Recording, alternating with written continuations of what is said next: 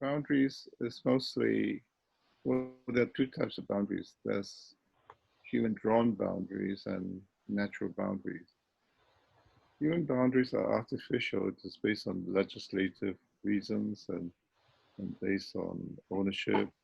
And so for an architect, the most important boundary to start with is the boundary of the plot that he's designing. And the boundary defines how far you can build close to the boundary.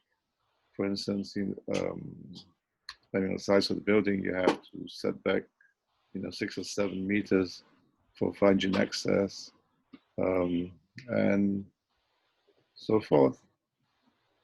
Nature has no boundaries. Nature has natural boundaries, and for instance, it is it is silly to fight nature based on artificial boundaries. So, for instance, in the U.S., each different state is defined by a state boundary. But COVID doesn't follow these boundaries. The virus, travels across boundaries, through the air and through people, through species. So nature has no boundaries. That's the most important thing. And so, if you were to design ecologically, we have to look at things at its greater context, and that how things are connected across boundaries. And so, for instance, if we're designing within a site, the site has its own ecological systems and habitats, but these are connected to a greater, a locality, a context of ecological systems. And so, if you work within your site, something that you do within your site can extend and affect the ecology of the locality, ecosystem of the locality. So, like water, or like species, or like number of ecological factors. So that's how I feel about boundaries. It's that's natural and that's human made. And human made, you have to be very careful because they tend to be arbitrary and tend to be legislative. And sometimes human boundaries can obstruct how nature works. For instance, nature has, what human beings do is that when we go on a piece of land, we fragment it, we chop it up, and we separate the fragments by walls, by impervious surfaces, by drains, by structures. And once you do this, it inhibits species interaction, inhibits species movement. And so, for instance, if you live near a highway, you find that, and there is greenery on both sides of the highway, you find that there's a lot of roadkill because species like to move from one side of the ecosystem to the other, whether for water, for prey, or for food, or for mating. And so, human beings, create boundaries. So the reaction to this, the compensating factor for this, to mitigate this, would be to provide tunnels underneath the driveway, which that's what they're doing in Holland, for example. You do a project and there's greenery on both sides of the road, greenery on both sides of the fence. You have to create faunal tunnels that connects the ecosystem from one to the other. So connectivity is very important, and this is what we should be doing in our architecture to enhance connectivity where the ecosystem or the ecology, the habitats has been fragmented. And so we do it by a number of ways, whether through ecological bridges. So we bridge across from one ecosystem to the other so that species can move from one part to the other. And that species include human beings. Or you can have eco underpass. That means you go underneath the road and the nexus, the connectivity from one ecosystem to the other, one habitat to the other is continuous. And that basic principle drives a lot of what we do. Because, for instance, when we put vegetation buildings, we try to create linkages from the vegetation from wherever we have gardens or wherever we have terraces, green terraces, and we link them to the vegetation at the ground and also to the vegetation down the basement. And so ecological nexus is a very important factor in ecological design. And if we're doing master plan, again, we use either eco bridges or eco underpass to connect, or we have eco troughs to link ecosystems together. But these things are easier said than done, because to make it work, nature doesn't behave the way that we want it to work. And so we have to do studies to find out where we should locate the bridge, where we should locate the underpass. We have to find out where the species tend to move from one part to the other side, where is water on the other part of the site, the species want to go find the water. And so a lot of studies have been done before we implement some of these solutions. But of course, the biggest problem in practice is finding who's going to pay for these studies. And that is some of the issues we have to counter with. That's as much I can say for the moment on this issue.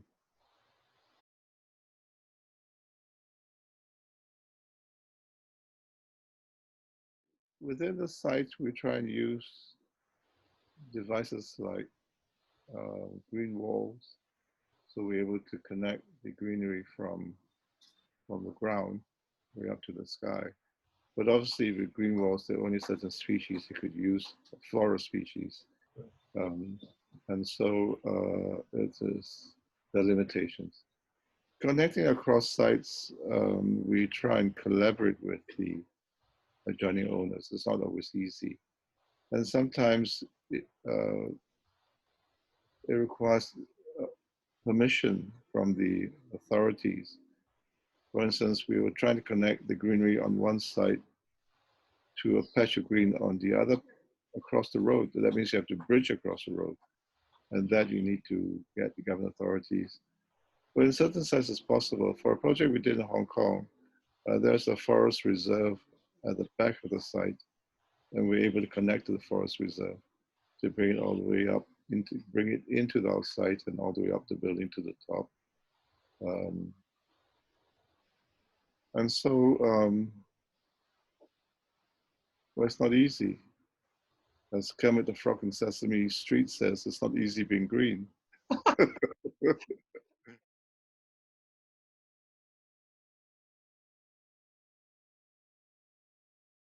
Let me just go back a little bit and talk about how I see ecological architecture and development, because I come to the conclusion that ecological architecture is not one of designing individual buildings, not one of designing cluster buildings, no matter how super green they are, whether LEED Platinum or beyond LEED Platinum. The infrastructure is important. And so green architecture really starts with infrastructure. If our buildings are green and the infrastructure is not green, then it's pointless. And so, the infrastructure would be the electrical system, the power system, the sewage system, water supply, and the roads and the bridges, the drainage. All these are physical infrastructures that human beings introduce into the urban development. Now, if these are not green, if the drainage collects the rainwater and drains it in the river rather than bring it back into the ground, then the water's gone forever. So you have to, so the water system, water management is extremely important. Then, so you have to start with a green, sustainable drainage system. So if the sewage is just, goes to a treatment plant somewhere, and then when the treatment plant finishes, does its job, then the sewage then is the rest, what's left over is dumped somewhere. Then again, that's not a green system. We should try and have natural sewage system like what landscape architects call constructed wetlands, so that the sewage goes through a series of treatment ponds, and by the time you reach the last pond, maybe the fourth or fifth pond, it is almost potable, it's almost drinkable. But to do that, you need sufficient land, and you need to have people to manage it. And so, and then if you move on to the next infrastructure, which is power, if the power comes from burning coal or burning gas, then it pollutes the air. And so the power is not sustainable, it's not green. And so everything starts with infrastructure. So if you have start the city or design an environment, design a village, or you design a township with starting with green infrastructure, then everything else connect to it, makes it easier to become green, rather than start from individual buildings and cluster buildings. So we should rethink the way we do our urban environment and start with infrastructure before we go on to the transportation system, go on to the design buildings. And so that's the first, that's my latest, if you like, understanding of what urban design is about, which is to start with infrastructure. Then going back to your question, green design, actually, there's so many factors to consider. And if you look at LEED itself, there's something like about, 50 to 60 factors, and which you want to give priority. And so that again is a choice that architects to make. I've seen designs in which architects have net zero energy, and they have a pond around the building to treat the wastewater. But the building is devoid of any organic life. It is totally, to use an ecological term, abiotic. The biotic constituents are not there. And so, if you look at nature, the ecosystem has both biotic constituents, the organic constituents, as well as the abiotic, and acting together to form a whole. And so the first is aspect of ecological design is to make sure you have a balance of biotic and abiotic, and then getting them to act together holistically, synergistically, is extremely important. And so, what I'm doing in my work is just the tip of the iceberg. There's a lot more work to be done. But my biggest problem is finding people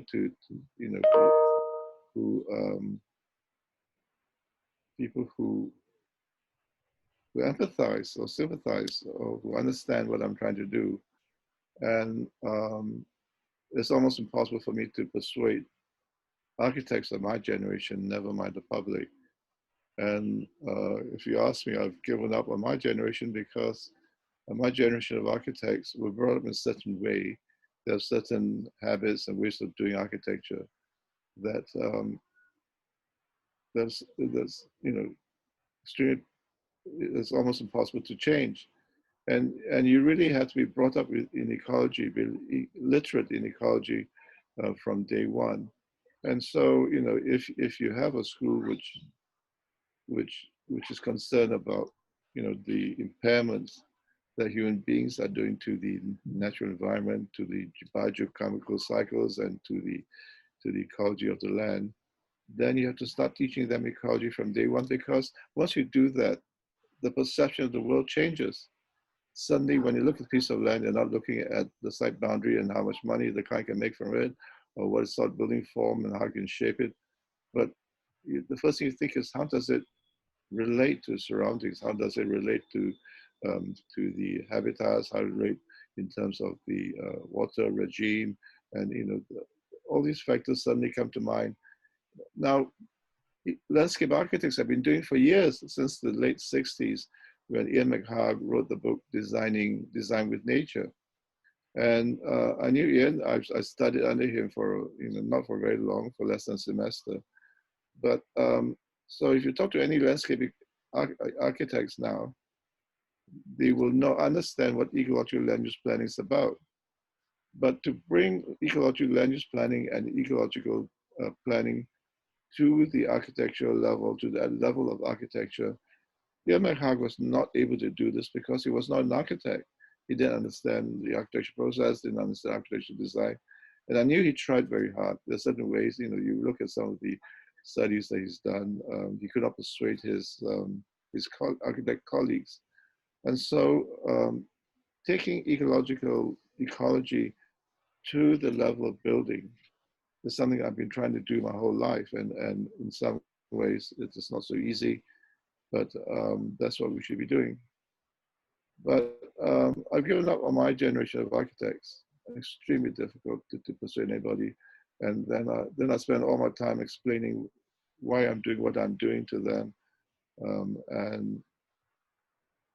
and there's also resistance, because there's a lead has been so ingrained into almost every architect now to ask them to think a little bit about. If lead has a certain section on sustainable sites, and to get them to go beyond just what lead does or what in the British system is called BM, then it is it is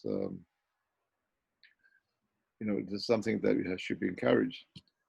And what human beings also do is simplify the ecology of the land. So, for instance, let's say if a piece of land has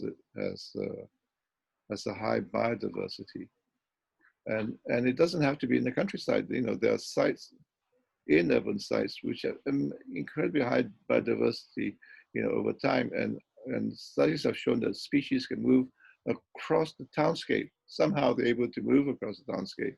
In the what species that you find on one part of the city, suddenly you find abundance in another part of the city, and you wonder how he gets move, how he moves from one part of the city. Sometimes it's not just actually on the terrain, but sometimes it's through insects and through birds and through the atmosphere to get to the other part of the city. But enhancement of biodiversity is very important, and we simplify the biodiversity of location. We scrape off the topsoil, we cover it with concrete or impervious surfaces or waterproofing systems, and then we build barriers to stop species from moving from one part to the other side. And this reduces the biodiversity of locality. But once you reduce the biodiversity, the ability to provide what ecologists call ecosystem services, the ability to photosynthesis, the ability to create oxygen, the ability to create pure water, the ability to sequester pollution is suddenly reduced. And so if you cannot just put it all in one location. I mean, if you look at New York, the greenery is in, first of all, is in Central Park, which is good because it's a great idea, but the impact of that does not touch the rest of the city. Of course, you have a number of small green areas, like Washington Square or a series of squares, but these are few and far in between. And so we have to repurpose our cities. We have to, change the way we lay out the cities. And one of the ways that I think we should try and do is to have ecological corridors that link the city to its hinterland, and then to link the ecological corridors to the inner parts of the city. We should have, I call it ecological fingers. From the corridors, you have fingers, and the corridors then connect,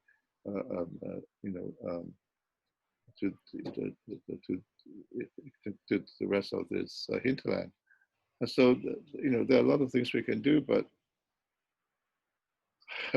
I can't do this. I don't know who's going to do it, and to try and proselytize this and try and persuade other people to do it is again, a major effort. So we have a long way to go, and there's a lot more research to be done, and there's a lot more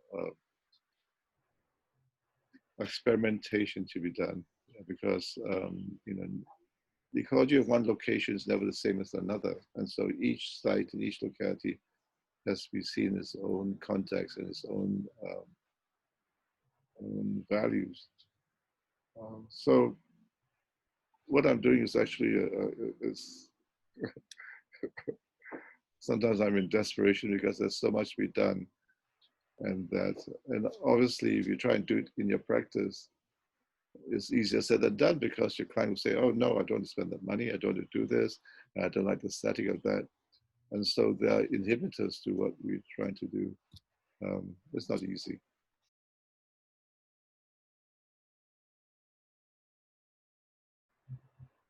I give lectures at schools of architecture. Right. On average, I give about 40 public lectures a year, almost once a week. But very often it is one of marketing, because when I talk about ecological design, then the audience understand, why they should do it, and then somebody in the audience might come up to me and say, "Look, we're trying to do something. Can you help us?" The every developer will ask, "What is the commercial benefit of ecological design?" And the true answer is that the benefit is ethical. It's the right thing to do. You do it because you believe in the future of the world. You believe that we've got maybe 10 to 20, 30 years now to save the planet. And that if you don't do it now, then the next generation generation will have to suffer, will be left with a legacy that you have given them. And so that's the first hurdle. We try and tell the client, unless the client's already, unless the party or is already believe in the idea that we should design green, we should design sustainably, or we should design for resilience. Then the second factor is that if they don't, then we have to persuade them and tell them it's an ethical thing to do, it's the right thing to do, and let's do it, not just for ourselves immediately, but for the next generation. Then, of course, then the next level of persuasion is to tell them the commercial benefits for doing it. And so the two main commercial benefits is energy savings and water savings. And then they'll ask, how much does it cost to do a green building? Will cost me more money. And so getting the metrics is very important. For instance, we did the Solaris building in Singapore, and we got, Singapore's equivalent of LEED is the Green Mark. And we got Green Mark Platinum, and at a cost of only 6.5% above industry's standard construction cost for that particular building type. So 6.5% more. Then we designed it with energy and water savings. And the studies show that within a period of 5 to 8 years, the additional cost of premium that the owners to pay to get a green building is amortized over between 5 to 8 years. And so, but after that amortization period, he continues to get energy water savings. That reduces his tax. Owners have to pay a certain sum to the building owner. I mean, the tenants have to pay a certain sum to the building owner as a service charge, and this reduces the service charge. And so the metrics of this is very important. And again, being able to spend time to do this and to get somebody to do it and get somebody to pay for it is extremely important. And so it's an uphill battle, Kevin, and so I'm not sure I'm going to achieve all this within my lifetime before I start pushing daisies.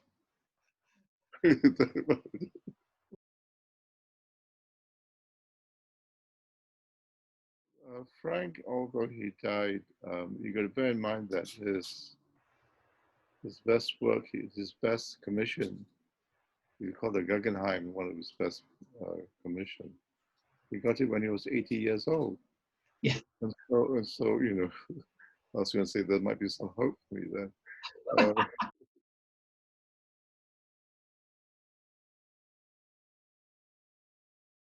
Just to answer an earlier question about successes, extremely difficult. I try and bring up my people to educate them, if you like, in ecological design. But obviously, keeping talent within the office. It's difficult because human beings are individuals and they want to start up their own practices, they want to leave. And so, rather than have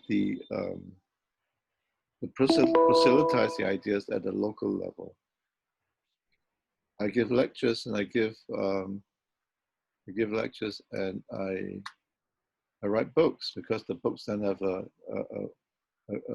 more effective way of dissemination of my thinking. But I'm very flattered by what you say, but I'm not. But to be truthful, to be earnest, a lot of architects don't see it that way, and there are a lot of antagonists, people who think that I'm trying to eat into their turf. So the architecture, the business of architecture is like that. So that is something that I'm trying to do, but it's almost impossible. And the only way I can do that is through my lectures and through my books. Then the next thing is that architecture is not just about doing green buildings. So to me, I think a good design should do a number of things. First of all, it must work. It must be functional, right? If it doesn't work, the circulation doesn't work, then it's a useless chunk of hardware. So functionality is very important. And so designing, we have to make sure everything works. The second factor is that it must meet, the usual criteria. It has to comply with authorities' requirements. It has to be within cost, within budget. It has to be built extremely well. And obviously it has to be green. So that's the second factor. The third factor of what I think a good design must do is that it must be aesthetically fulfilling. It must be good looking, and it must be, people must find joy in the aesthetics, not just in the way it looks, but also, in terms of the spaces and the micro and the meso environments. And then finally, I think a building or design, whether it's a building or whether it's a piece of urban design, must make people happy and healthy. And that maybe is sometimes the most important thing we start with when we start designing, before designing green, and all the other experiments we do. It's almost like second nature to us, So, but every time we look at a new project, we ask ourselves, what can we do to make people happy? And if you're able to make people happy, your whole raison d'etre, your whole reason why you're an architect is fulfilled. I just did a very small house in the southern part of Malaysia, and it's owned by an Australian couple. And one of my friends was writing a book on houses, went to interview them, and they asked them, "What do you think of this house?" And they said, "Oh, we're living in paradise." All of a sudden, my whole reason for being an architect is fulfilled, even though it's a small project and doesn't make an awful lot of dosh for me, but it's fulfilling. And so making people happy is very important. And when we start on a project, we always ask ourselves, what can we do here that will make the users happy? How can we make the visitors happy? And how can we do that without incurring a lot of extra costs? And so, and it doesn't take a lot of money to make people happy. And studies have shown, like by Bureau Happel, that happiness there's no direct correlation between wealth and happiness. You can be poor and yet be happy. So happiness is a human condition which has to be engendered. Now, some time ago I was in the French city of Bordeaux. And in front of the city hall, there's a road, and opposite road is a patch of open space. And then there's the waterfront. And what the architect or the town planner, whoever it is, did was to create a plinth of about 100 meters by 100 meters. And and the plinth is, surfaced with concrete or with some sort of smooth surface, and it's sunk about 3 inches below the ground level. Then throughout this plinth, you have little sprouts, which are inserted into the plinth of 100 meters by 100 meters. That every 10, 15 minutes, it sprays a frothy, misty air into the environment. And so the whole plinth, for about 10 minutes, is covered with this froth. And I was there on a Sunday, and there must be about a couple of hundred people there, and they were all happy. They were laughing. They were enjoying themselves. And of course, after the spray, then the water gets drained away, and then it happens again. And so, there I was, with my friends, and I was sitting there, and I got my pants wet, sitting on the ground, and that's an incredible sense of happiness. It doesn't cost a lot of money to do this. It's just, somebody doing it, and so making people happy is an extremely important thing, and that this is what I do when I'm teaching architecture. I said, start with making people happy. Making it green is just, it's like something technical we all do, and that it's like one of the criteria we have to achieve, and that's it. But how to make people happy for that particular location, particular locality, and how to make people healthy at the same time, is a challenge in architecture. And so, that's what I try and do in my work now. And I'm working on an article on how to make people happy. I've got, a lot of jokes about this, but some of them I can't tell you in this audience because it's extremely rude. The next time I meet you, I'll tell you about that. So that answers the question of design, answers the question of how we go about doing it. And then that's the business of architecture. It is, we have about, well, before the COVID, we had about 80 people. And then with the COVID, look, I said, there's no money coming in. I can't afford to pay salaries to 80 people and still keep them. So we cut it down to 60. It's still a lot of, livelihoods to feed. But, the business of architecture, again, is not just doing the work. It's to do with, one day I sat down and I said, what are the key factors in the business of architecture? The first one is getting the business. If you don't get the business, you've got no business to do. So marketing and business development is very important. And so we need either do it yourself, you get somebody else to do it for you. And then second is doing the business, delivering the business on time, within budget, to high quality. You don't do it well, then people will sue you, or you get into trouble. So getting the business, doing the business. The third thing is managing the business, because it's not just you doing it and you're going out and designing and getting, supervising, but the office environment, the management infrastructure is so important. And if you don't have that in place, then things are not delivered on time. People call the office and nobody answers it. All the mails get lost and things like that. So getting the business, doing the business, managing business. And the next one is financing the business. Getting the money to pay for it. And even though it looks as if on paper that you have pots of money, pots of shekels, from a particular client, but he doesn't pay you. And so, but you cannot, you have to pay salaries in the end of the month, whether you like it or not. People need to, to get the, get the salaries paid. And so all these factors are extremely important. Now, of course, you can say, oh, I can get somebody else to do this.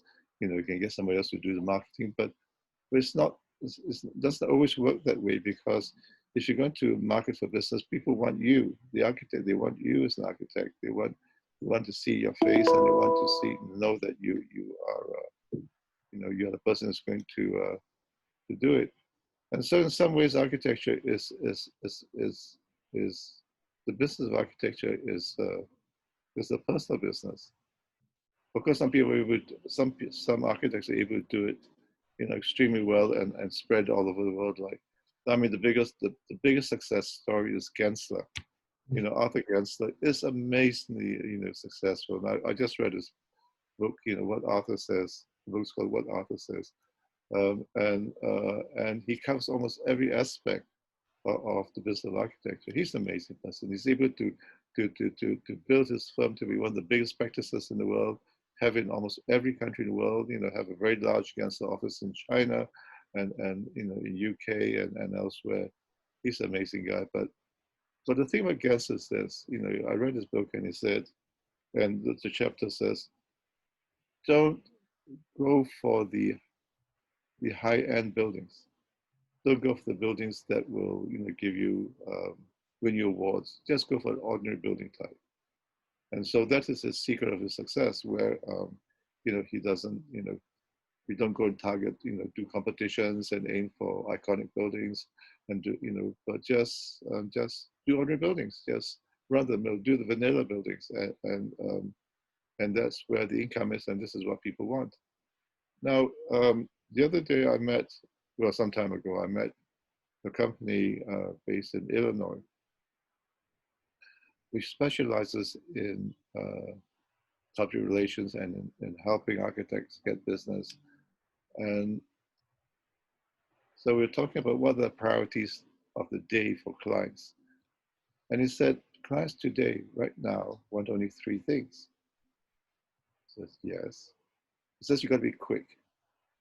If you do work slow, you take a long time, you take months to do a design, then they go down the road because there's somebody else who will be faster than you. They want it to be, second point is they want it to be neat. That means they want everything to be complete, and they want to be tidy, and they want messy edges and messy aspects are not considered. They want it so quick and neat. And next thing is that they want you to be organized. You don't, one day you do this, another you do something else, and say, oh, I forgot about this, let's put it together. And so suddenly it changed my whole perception of doing architecture. I used to thought people just want, iconic buildings, they want to deliver on time, and they want to have a high quality, and they wanted to meet their brief. But now they just want it quick. And so I keep thinking, what is quick? Now, quick means you've got to produce a design within 1 or 2 days. Now, can you imagine how stressful it is? So then we had to, develop ways in which we can get designs out, but not necessarily all of it. Sometimes the client doesn't really want a fully developed design. He just wants to know what it looks like. So you can give an impression of what he looks like very quickly. Then you have to be careful that whatever you do, you have to make sure it works, or make sure that you're happy with it. Then and so we have to devise ways of doing this. And so being an architect in practice is not just getting it's one of getting the business. The other one is doing the business and managing people, managing the office, and managing then salaries and getting the finance sorted out. That's a hell of a palaver,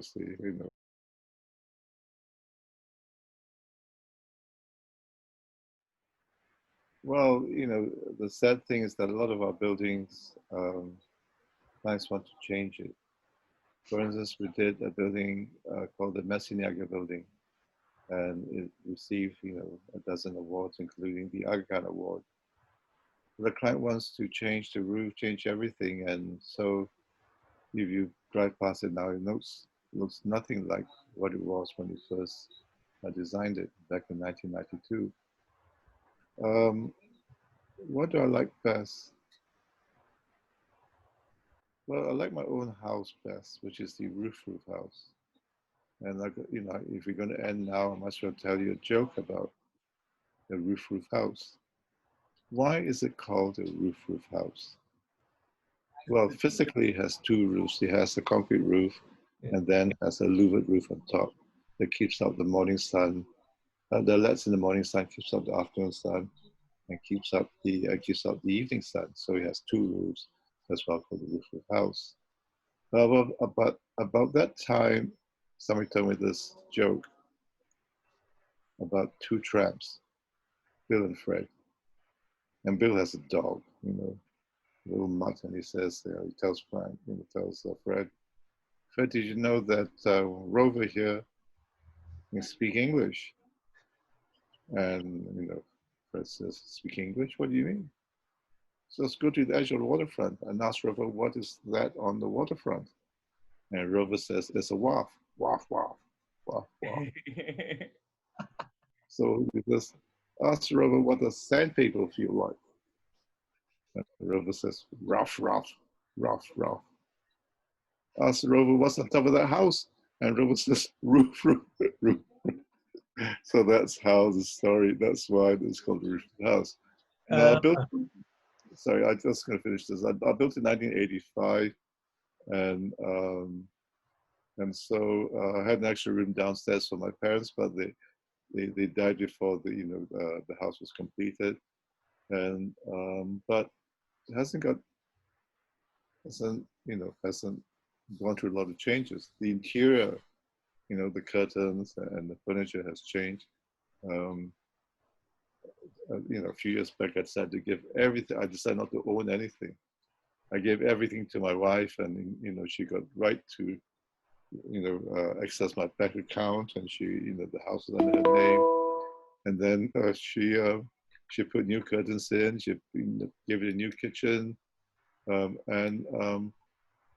when she asked, "What do I think?" I said, "Well, it's yours. You can do whatever you like with it." So that's the only change that has happened.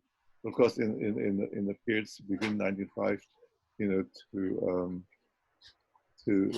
1900s, we had four children, so we actually outlived the house, and so some children have to share the rooms, so children have to live in my parents' room, and so that's the other factor.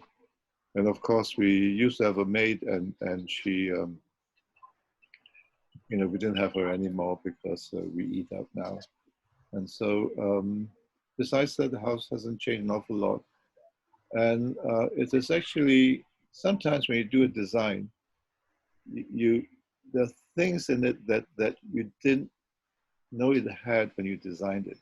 And so as you live in the house, as you use it, you said, "Oh, that's an interesting corner. That's something I could do here. This I could do, and that's this space that we should not use, and that's a interesting effect." And so you're discovering things all the time, and that's the incredible thing about architecture. The other day, I went to a building designed by Frank Gehry in the Bois de Boulogne in Paris, the Louis Vuitton museum.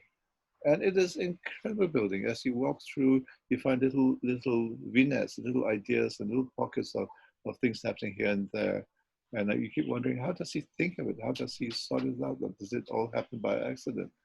And so this is the amazing thing about architecture, that it has complexities, has events that happen, that you didn't plan it or you didn't notice it until you walk around it.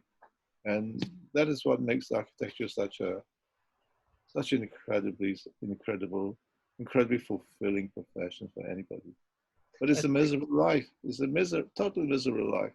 I have four children, and none of them are architects because they said, I don't want to live the way their daddy lives. Yes. My latest book, I'll send a press release to Kevin. Okay. The title of the book is called Saving the Planet. And it discusses two ideas. One is ecocentricity, and the other one is ecomimesis, which is designing to imitate the attributes of ecosystems. I'll send a press release to Kevin. Okay. And it came out in February this year. And so Perfect. it's a new boat to get the business going. And one thing that I do all the time is what the Japanese call kaizen, Yeah. which is continuous improvement. And so it's like bodybuilding. You cannot go from a normal human being to Right. a terrific Schwarzenegger type figure. Overnight. You have to do it progressively. Right. And so with an architecture practice, the only way to beat the competition, there are many ways to beat the competition. One way is through innovation. The other one is through I call progressive innovation, progressive improvement. Yeah. So if you improve the practice a little bit every day, Yeah. over a period of 10 years, and 10 years just flies just like that, you suddenly find that the whole business has improved significantly because you consciously try to improve on it every day. And so this is what I do all the time. It's I like, sit down yeah. that I've improved this bit. Maybe I should work on this bit a little bit and work on this a little bit. So, it's a Yeah. constant challenge.